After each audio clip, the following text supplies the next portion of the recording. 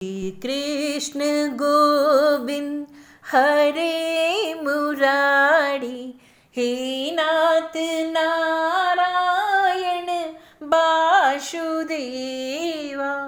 अथ द्विपंचाशतमो अध्याय। द्वारिकागमन, श्री बलराम जी का विवाह तथा श्री कृष्ण के पास रुक्मणी जी का संदेशा लेकर ब्राह्मण का आना। श्री सुखदेव जी कहते हैं, प्यारे परीक्षित, भगवान श्री कृष्ण ने इस प्रकार इक्ष्वाकु नंदन राजा मुचुकुंद पर अनुग्रह किया। अब उन्होंने भगवान की परिक्रमा की, उन्हें नमस्कार किया और फिर वे गुफा से बाहर निकले। उन्होंने बाहर आकर देखा कि सब के सब मनुष्य, पशु, लता और वृक्ष, वनस्पति पहले की अपेक्षा बहुत छोटे आकार के हो गए हैं। इससे यह जानकर कि कलयुग आ गया है, वे उत्तर दिशा की ओर चले गए।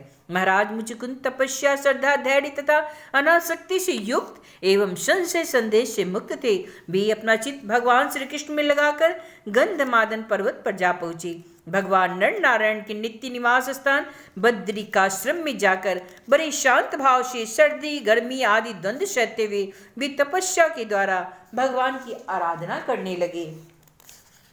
इधर भगवान श्री कृष्ण मथुरापुरी में लौट आए। अब तक कालयवन की सेना ने उन्हें घेर रखा था। अब उन्होंने मलेच्छों की सेना का संहार किया और उनका सारा धन छीनकर द्वारिका को चले गए। जिस समय भगवान श्री कृष्ण की आज्ञा अनुसार मनुष्यों को और बैलों पर वह धन ले जाया जाने लगा, उसी समय मगध राज जरासंध फिर 18वीं बार 23 अक्षौहिणी सेना लेकर आ धमका। परीक्षित, शत्रु सेना का प्रबल वेग देखकर भगवान श्री कृष्ण और बलराम मनुष्यों की सी लीला करते हुए उनके सामने से बड़ी फुर्ती से भाग निकले। उनके मन में तनिक भी भय नहीं था, फिर भी मानो अत्यंत भयभीत हो गए हों। इस प्रकार का नाटक करते हुए वह सब धन वहीं छोड़कर अनेक योजनों तक वे अपने कमल दल के समान सुकोमल चरणों से ही पैदल भागते चले गए।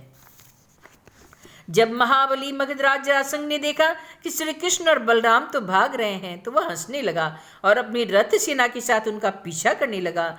इसे भगवान श्री कृष्ण और बलराम जी के ऐश्वर्य प्रभाव का आदि का ज्ञान तो था नहीं। बहुत दूर तक दौड़ने के बाद दोनों भाई कुछ थक से गए। अब वे बहुत ऊंचे प्रवर्षण पर्वत पर चढ़ गए। उस पर्वत का प्रवर्षण नाम इसलिए पड़ा कि वहां सदा ही मेघ वर्षा किया करते रहते हैं। परीक्षित, जब जरासंध ने देखा कि ये दोनों भाई पहाड़ में छिप गए और बहुत ढूंढने पर भी पता न चला, तब उसने ईंधन से भरे हुए प्रवर्षण पर्वत के चारों ओर आग लगवाकर उसे जला दिया। तब भगवान ने देखा कि पर्वत के छोड़ जलने लगे। तब दोनों भाई जरासंध की सेना के घेरे को लांघते हुए बड़ी बेग से उस 11 योजन ऊंचे पर्वत से एकदम नीचे धरती पर कूद आए। राजन, उन्हें जरासंध ने अपना अथवा उसके किसी सैनिक ने नहीं देखा और वे दोनों भाई वहां से चलकर फिर अपने समुद्र से घिरी हुई द्वारिकापुरी में चले आए। जरासंध ने झूठ-मूठ ऐसा मान लिया कि श्री कृष्ण और बलराम तो जल गए और फिर वह अपनी बहुत बड़ी सेना लेकर लौटकर मगध देश को चला गया। यह बात मैं तुमसे पहले ही 9वें स्कंद में कह चुका हूँ कि आनर्त देश के राजा श्रीमान रेवती जी ने अपनी रेवती नाम की कन्या ब्रह्मा जी की प्रेरणा से बलराम जी के साथ ब्याह दी थी। परीक्षित, भगवान श्री कृष्ण भी स्वयंवर में आए हुए शिशुपाल और उसके पक्षपाती शाल आदि नरपतियों को बलपूर्वक हराकर सबके देखते देखते जैसे गरुड़ ने सुधा का हरण किया था, वैसे ही विदर्भ देश की राजकुमारी रुक्मणी को हर लाए और उनसे विवाह कर लिया। रुक्मणी जी की राजा भीष्म की कन्या और स्वयं भगवती लक्ष्मी जी की अवतार थी। राजा परीक्षित ने पूछा, भगवान, हमने सुना था कि भगवान श्री कृष्ण ने भीष्मक नंदिनी परम सुंदरी रुक्मणी देवी को बलपूर्वक हरण करके राक्षस विधि से उनके साथ विवाह किया था। महाराज, अब मैं सुनना चाहता हूँ कि परम तेजस्वी भगवान श्री कृष्ण ने जरासंध सालवादी नरपतियों को जीतकर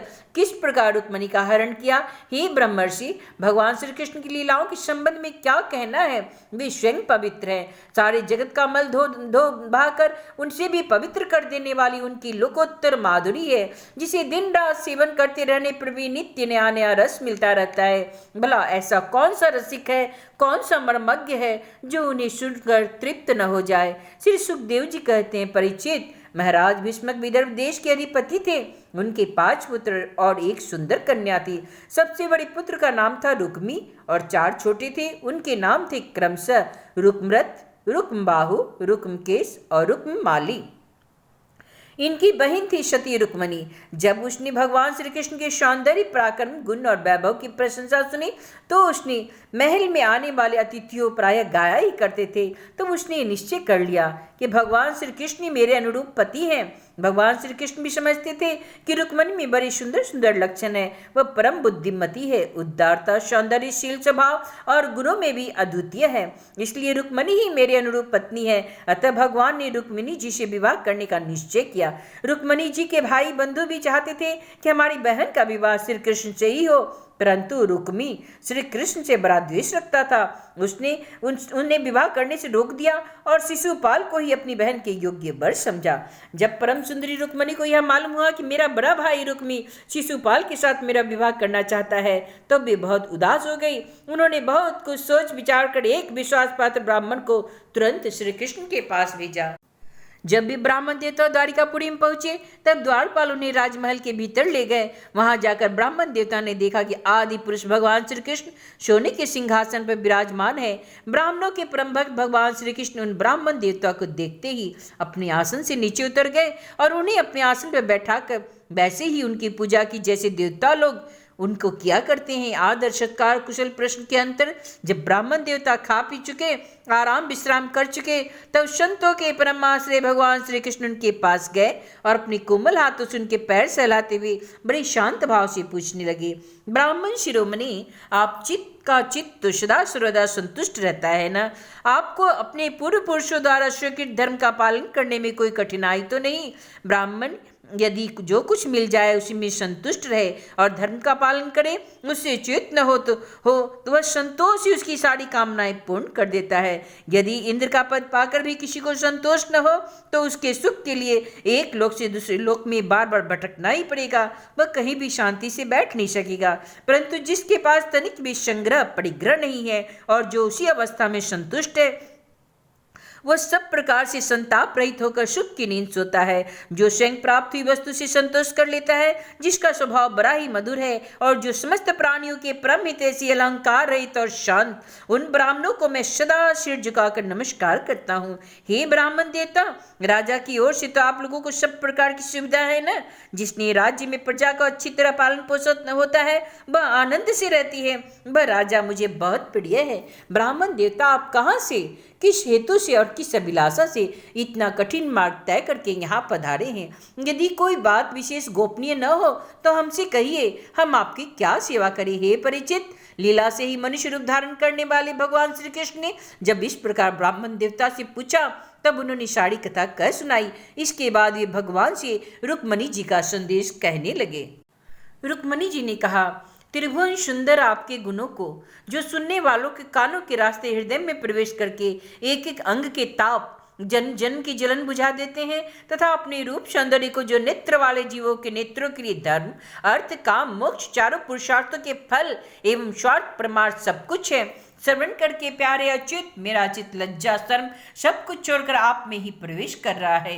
हे प्रेम स्वरूप श्याम सुंदर, चाहे जिस दृष्टि से देखे, कुल शील स्वभाव सौंदर्य विद्या अवस्था धन धाम सभी में आप अद्वितीय हैं, अपने ही समान हैं। मनुष्य लोक में जितने भी प्राणी हैं सबका मन आपको देखकर शांति का अनुभव करता है, आनंदित होता है। अब पुरुष भूषण आप ही बतलाइए, ऐसी कौन सी कुलवती, महागुणवती और धैर्यवती कन्या होगी जो विवाह के योग्य समय आने पर आपको ही पति के रूप में वरण न करेगी? इसलिए हे प्रियतम, मैंने आपको पति रूप में वरण किया है। मैं आपको आत्मसमर्पण कर चुकी हूँ। आप अंतर्यामी हैं। मेरे हृदय की बात आपसे छिपी नहीं। आप यहाँ पधार कर मुझे अपनी पत्नी के रूप में स्वीकार कीजिए। हे कमल नयन प्राण वल्लभ, मैं आप सरीखे वीर को समर्पित हो चुकी हूँ, आपकी हूँ।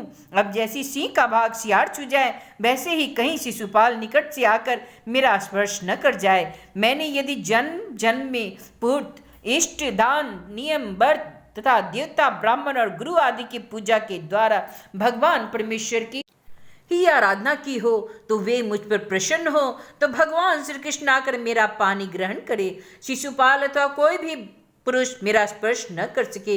हे प्रभु, आप अजीत हैं। जिस दिन मेरा विवाह होने वाला हो उसके एक दिन पहले आप हमारी राजधानी में गुप्त रूप से आ जाइए और फिर बड़े बड़े सेनापतियों के साथ शिशुपाल तथा जरासंध की सेनाओं को मत डालिए।